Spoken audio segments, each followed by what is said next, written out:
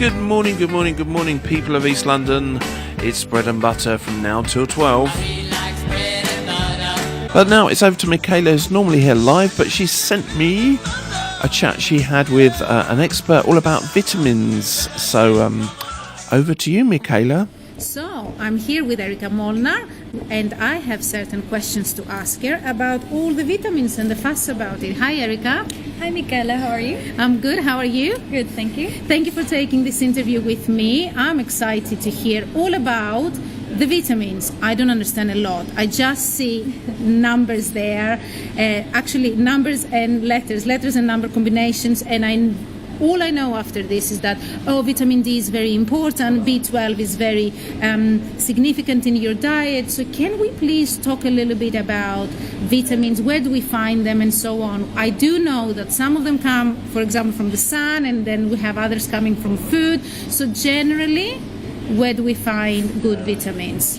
Okay, so just to start over, so people understand what the base of vitamins and how they get absorbed better. So there's two types of vitamin. There's like the fat-soluble vitamins and the water-soluble vitamins, right? The fat-soluble vitamins are D, K, A, and E. D is mainly from the sun. And then I have water-soluble vitamins, which are all the B vitamins and folic acid as well, which is the folate. So that's the main explanation. Are you saying to us that fat-soluble vitamins are very good? For example, we can be in the sun and absorb vitamin D while we're eating cashew nuts. Yeah. So, but is basically, this how it works? So basically, when I say fats. When I say fat-soluble vitamins, I mean that the vitamins D, K, and A and E will be more absorbable if you have, for instance, omega-3, which is in the fish. Also, if you have avocado or any good source of fat. Okay.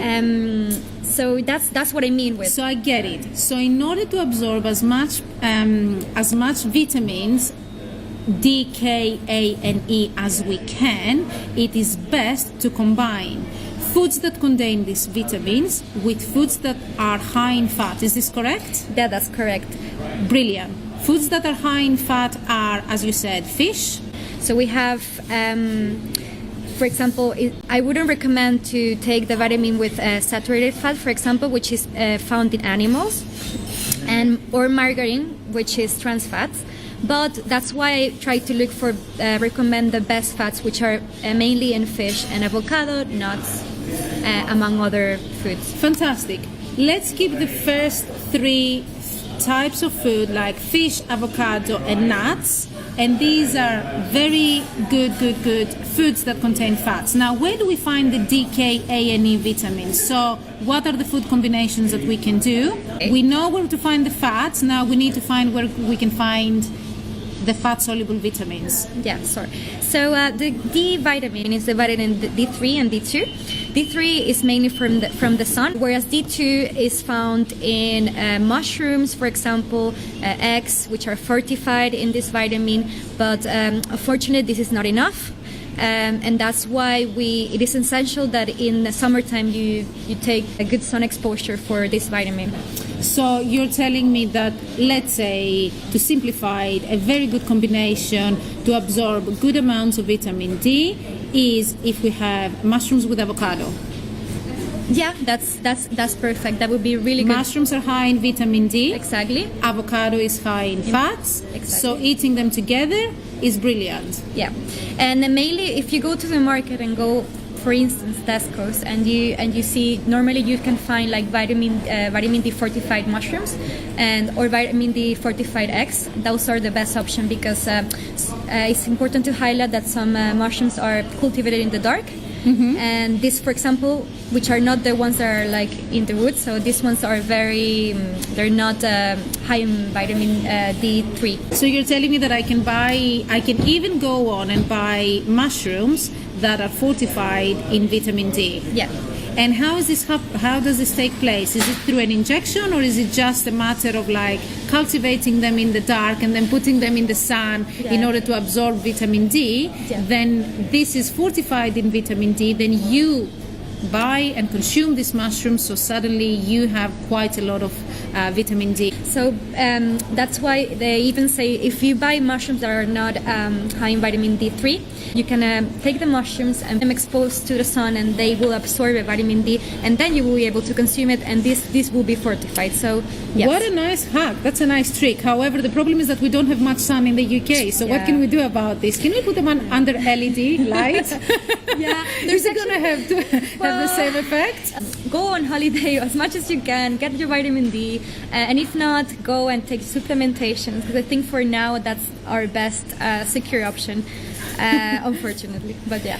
Okay, so mushrooms and avocado is a good combination, and then go in the sun and eating some cashews is another potential good combination, Yeah. let's say. Exactly. Brilliant. So that is vitamin D. How about vitamin B12? That is a lot of fuss happening around it, because I believe that a lot of vegans and vegetarians are lacking a lot in vitamin B12. Is this correct or is this false? Yeah, they are lacking B12 mainly because this source comes from animals, for example, beef, sardines, liver, kidney, and tuna. So when we have a patient or an individual that comes and tell us that they want to follow a vegetarian or a vegan diet, it's important for us to make sure they're high in these vitamins, so you can measure this in the blood. Once you measure this, you can tell them to for example, drink supplementations, and you need to be careful when you're following a vegan or a vegetarian exactly, because diet. normally you wouldn't consume this food, so there's no way you can get it unless you have maybe tuna. Once some people are not that. Some people are pescatarian, Exactly. and they're having some fish, which helps their diet. So unfortunately, through research, as you say to us, there isn't another type of food that we can substitute the meat consumption with in order to get the B12. Is this correct? Not Yeah, even that's legumes, correct. nothing. No legumes. I'm focusing more in the foods that contain the highest quantity of B12, and these are mainly from animals. So that's Okay, so all vegetarians and vegan listening out there, they should just get to Holland & Barrett or online shopping for just some B12 vitamins as a supplement onto their already existing diet. I believe in supplements, do you? I don't think sometimes with... It is. I do believe in supplements, and you can see research also showing improvements in populations about this. Obviously, there's different type of considerations when you talk about absorption of these vitamins, because each body is different, and depending on your absorption effectiveness, this will work or not in your body. So of course, it depends. every individual is different, and whoever wants to take on supplements or follow a certain diet or nutrition should consider their doctor before proceeding with any of those that we're talking about here. Of course, we're trying to do a very thorough research and transfer as much as we can to you for your well-being and your health. However, get the advice of your nutritionist or your GP. You might have a certain condition that might need look after. Exactly. And this is very important to be taken into consideration. Yeah. So, yeah, for instance, if you have gastrointestinal disease, Crohn's, celiac disease as well, or even if you're getting old, let's say, because you're... as we are all. Exactly. Slowly. Everyone's getting there in the end. So this will affect eventually your absorption, because, as you know, each organ has their time, and they start to, in a way, deteriorate. So it's important for to be aware if you're like above 60.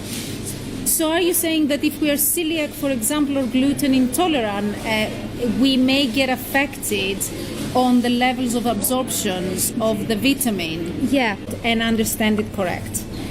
Vitamin D, which is very important, is a fat-soluble vitamin. Is that correct? Yeah, that's correct. Brilliant. Vitamin D, we find it primarily from the sun and from the food at the same time. So it has two components, D3 and D2. That is correct. That's correct, yeah. Fantastic. And it goes very well with fat. Yeah. Right? Which means vitamin D is in high percentages in mushrooms. Where else did you say there is? Eggs. And for, I would say those are the strongest ones. Okay, so mushrooms and eggs is yeah. high in vitamin D. Yeah, fortified ones, especially. Fantastic. And we can have them with fish, avocado, and nuts. Is that Yeah, correct? that's correct. Brilliant. So the vegetarian breakfast that we offer in the bakery is full in vitamin D. So run to the bakery and get your breakfast from us, because we actually have smoked salmon, mushrooms, and avocado all the time. So it's the best combination for vitamin D, which is brilliant. And then all you need to do is just find a little bit of sun. Good luck with that. So you can get the best absorption. However, we have certain categories of people that it's not easy for them to absorb the vitamin D, and that is, as you said, celiacs, anyone who has gastronomical conditions. Yeah, gastrointestinal conditions. Gastrointestinal conditions. And liver malfunction will be one. Or Crohn's as well. They'll affect the gut in a way. So Okay. that's why they're all in risk of having deficiencies in this diet. I see. Fantastic. So we resolved and learned a lot about the fat-soluble vitamins. At least we learned a lot about vitamin D. Yeah. That's brilliant. We'll leave it at that for the time being, and we'll come back to it after the break. Thank you very much for now.